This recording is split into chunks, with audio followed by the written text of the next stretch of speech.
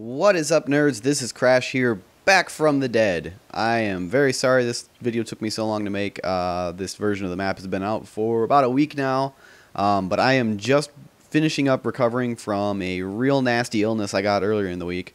So if my voice sounds kind of funny, I'm sorry. This is Glassworks RC1, which is an absolutely huge deal for me. It is a major milestone. I've only ever gotten to an RC1 with Stony Ridge, which was a team project, so it wasn't just myself. So this is a really big deal for me. It's really exciting. And if you're unfamiliar with the term, RC1 means Release Candidate 1. Meaning that to me, this version is good enough to be considered final or very close to it. It's generally considered the mapper saying, hey Valve, look at this. I think this is up to your quality. And I definitely think it's there. I'm super excited for this project. There's like a minor visual error that'll probably cause me to release an RC2 or just a final. But it looks really good. I'm so happy with this, how this map turned out. It's very exciting. So let's get on to the changelog. It's not real long. The most major thing that you can tell right away if you're looking on blue side, I changed one of the material textures on the beams here on blue side from this wood that's also called poop wood, according to some mappers. And I changed it with a whiter, more neutral wood that I think fits blue side a lot better. And that material was used a lot on this side. It ended up being the structure above the second point. It ended up being the tunnel with the mine entrance under here going to the building. It ended up being the U-shaped hallway or the garden area. It ended up being the tunnel off to the side. That's a lot of places, and I'm really happy with how it looks now. I did a lot of little tweaks to materials and textures used on the map to try to make it look a little bit more unified. I tried to kind of wrap things up nicely with this version. I also did another really huge optimization pass that I think really cleaned things up. And hopefully makes the map run a lot better than it was before. I also optimized light maps a little bit further, which is sort of complicated, but it's basically how dense the shadowing is or how defined the shadows are on the ground. And there's a lot of places on the map where there isn't a whole lot of shadows, like on the rooftops and just open areas. And I could reduce the detail, which in turn reduces the file size of the map. I actually reduced the file size by 25 megabytes, which is absolutely insane.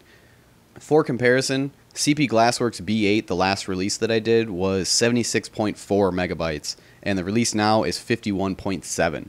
So that is freaking awesome. So hopefully that'll speed things up.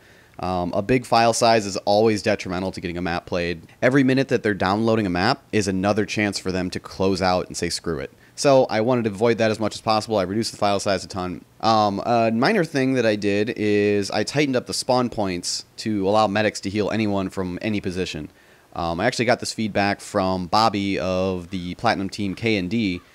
They got a real bad spawn, and the medic was complete opposite side from the demo man, and that causes him to not be able to overheal him at the very start of the game before everybody was unlocked from their positions. So I tightened those things up. That's the kind of thing that I don't think of as a mapper, because I don't really play much competitive. So it was awesome to get that kind of feedback. It was a really cool thing that I had never thought of in my life. It's a good thing to learn. Other than that, there's a bunch of minor clipping tweaks and details, but nothing really drastic. This version looks pretty similar to the previous version, other than the poop wood removal. But I think that overall, RC1 is a definite final product here. Like this is something that I would gladly show off and be proud of, and advertise to anybody. Just go play it. It's to that point now where it shouldn't be changing too much more. Maybe one little minor tweak after this, but not much. So you're probably wondering what comes next with this map. Now I'm going to kind of get into the promotional stage with it. I'm probably going to start taking some screenshots. I might do some source filmmaker stuff like posters and things like that, and try to get it out there, post it on Reddit, post it on a bunch of various sites. I've already got threads on a lot of the major sites, and if you happen to notice them, leave me a comment in them. I've got them on all the major sites, teamfortress.tv, the UGC forums, the Steam forums for Team Fortress, just everywhere that I can kind of think of that is willing to look at maps. I try to go in there and I try to check them daily or at least every couple days and interact with people. If they have a question, if they have feedback, I try to get it. The more places I'm out there getting feedback, the better. But if you guys want to help me out in getting the map noticed and played and hopefully made official, there's a couple things you can do, and I would so greatly appreciate it if you could do it. The first being, go ask Valve. Let them know what you think of the map. Let them know that you've seen it progressing or whatever. Tell them how you feel about the map. I'm not going to tell you what to say.